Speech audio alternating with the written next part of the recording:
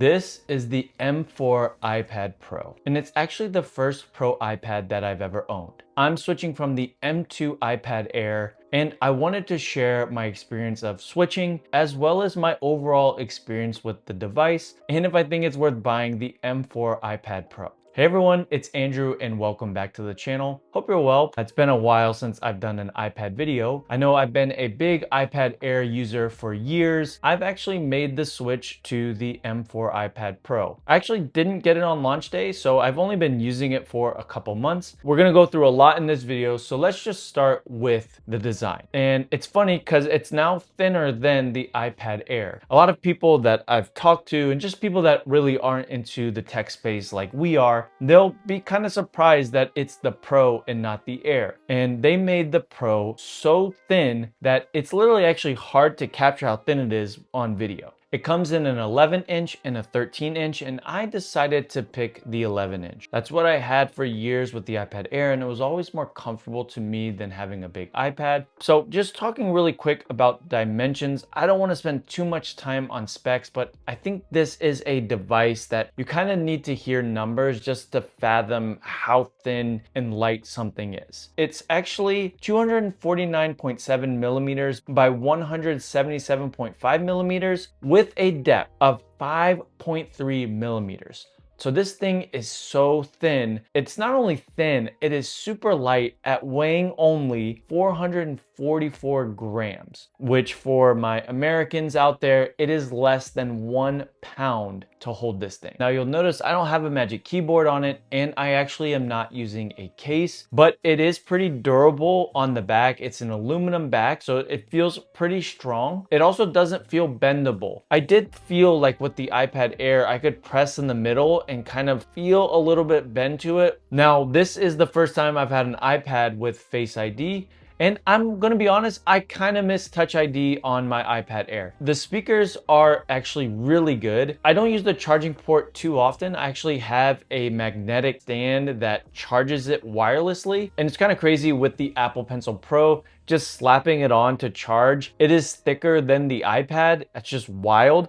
Now, I already talked about the size I got, so I have the 11-inch, and this is using a Ultra Retina XDR display, and it has a newer technology called Tandem OLED. And this display is incredible. It's incredible for watching content. Someone like me that loves movies, loves watching TV and shows and YouTube, watching a lot of soccer. It is an incredible, incredible display. The brightness is just incredible. It's got HDR support. The refresh rate is ProMotion. You know, that's an upgrade for me coming from the Air. It only has a 60 hertz refresh rate. It just feels faster and snappier. There's great color accuracy and true blacks. Display is very touch responsive as well. Like all iPads, never had an issue with touching the display, you know, going into apps or using it for my Apple Pencil or anything like that. There's no issues. It's a fantastic display overall. Now, when it comes to the cameras, I really don't want to spend too much time on them because I don't use the cameras a lot. The back camera is really nice for scanning documents and just getting what you need into a PDF form. The front camera has Stage Center, and so it is good for FaceTime calls, which I do a lot.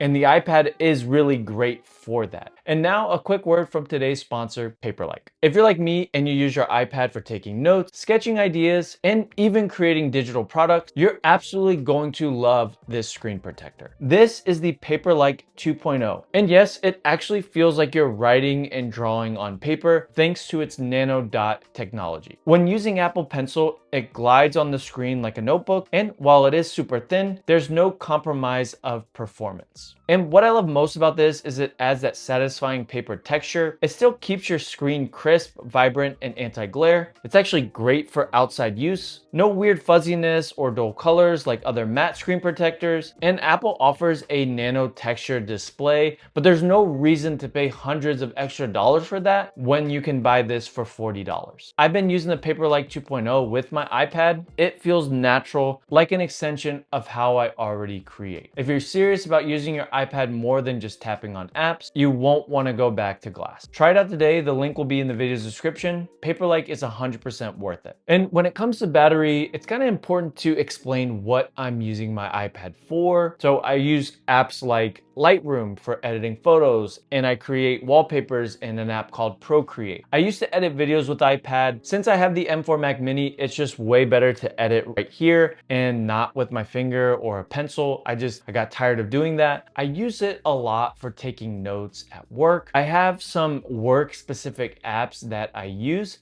I also use it for consuming content. Those are my real use cases for it. And so with all of that, battery life is pretty good. I'm not doing anything crazy outside the norm that you would probably do. Now, I actually really don't ever get my iPad Pro to 0. Shouldn't be doing this, but I keep it on a charger a lot, and it's just something that I have with this Kushu stand. And honestly, it's gonna last me pretty much all day. My battery health is still at 100%, so there's no issues there. The standby is pretty great as well. I do leave it in my bag at night, and it doesn't ever drain really quick. And onto performance, and we're gonna talk about the M4 chip. I'm not really a benchmarks guy. I just know what my eyes see, and this thing is fast. One of the things that will be coming later this year is iPad OS 26, and that's where I think the M4 iPad is really going to shine, because you can see within the liquid glass and what they've done with iPad OS, it's becoming more like macOS, which users have wanted forever when it comes to being able to make their iPad their very own personal computer. And I think Apple pretty much nailed it. So I'll try not to get too much into a review of iPad OS 26.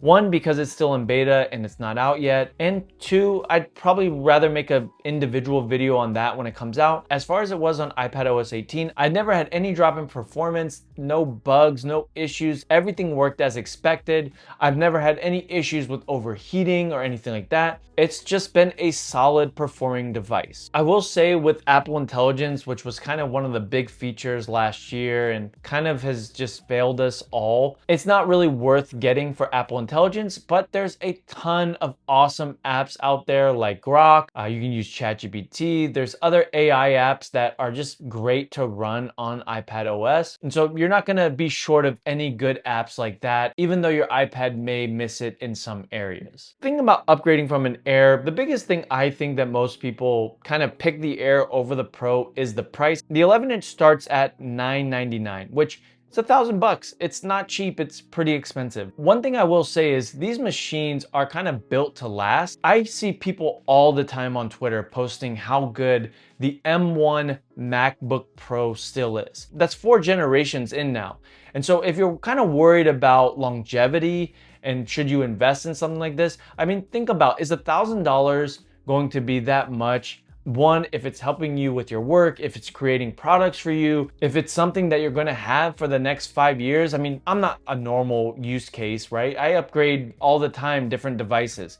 But for you, you're not a tech YouTuber. You're not going to upgrade your device to do reviews. So this is going to be something that you can hold on to for a while. Now, if you do get the 13-inch, it goes up to $1,299. So it is a pretty big jump. It comes in silver and space black. And I just decided to go with silver. I had space black on the iPad Air, and it was just a little bit boring for me. It comes in different storage options as well. You get 256 gigabytes of storage starting, and it goes all the way up to 2 terabytes, which is pretty cool. But it gets into MacBook Pro level territory of pricing, and to me, it just doesn't make sense. Now, you can get a nano texture glass option as well. You have to buy it with 1 terabyte though, and it just makes the price go up to me, astronomically expensive prices. So I would just go, if anything, with the base 256 gigabytes of storage for the 11-inch or the 13-inch.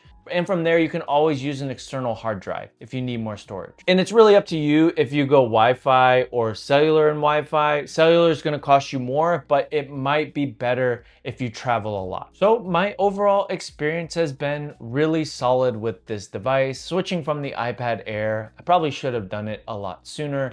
The iPad Pro is just better for me, mostly because of the display. What I do with it and my workflows isn't really all that different. And so performance gains aren't really noticeable because I'm not doing anything really crazy with it. Who is this iPad for? And if it speaks to you, maybe it's time to pull the trigger and get it. So I think it's for professionals that need power and portability. Honestly, in a setting like a 9 to 5 where you're either going from different offices to offices, there's a lot of meetings that you have to go through for taking notes, and you travel a lot for your work, this might be a great device for you. In your downtime, you can always play music or YouTube. It's also not a bad option for creators. People that make digital products, artists, and people in that kind of space, it makes more sense to get an iPad than a MacBook. But you can also use iPad for editing podcasts. You can also use it for creating videos as well.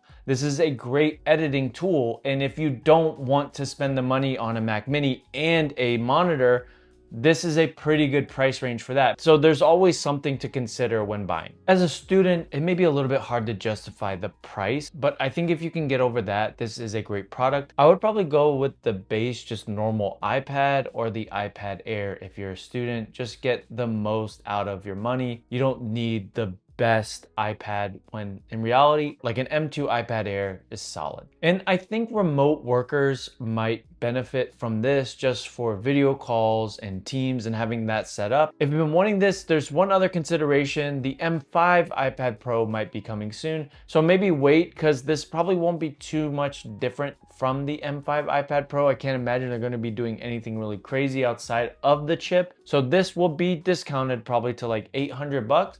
And maybe that's when you pull the trigger. If you have the M4 iPad Pro, let us know in the comments what your experience has been like. I would highly recommend getting the iPad Pro if you have that $1,000 just waiting to spend it. Don't forget Paperlike. The link is in the video's description.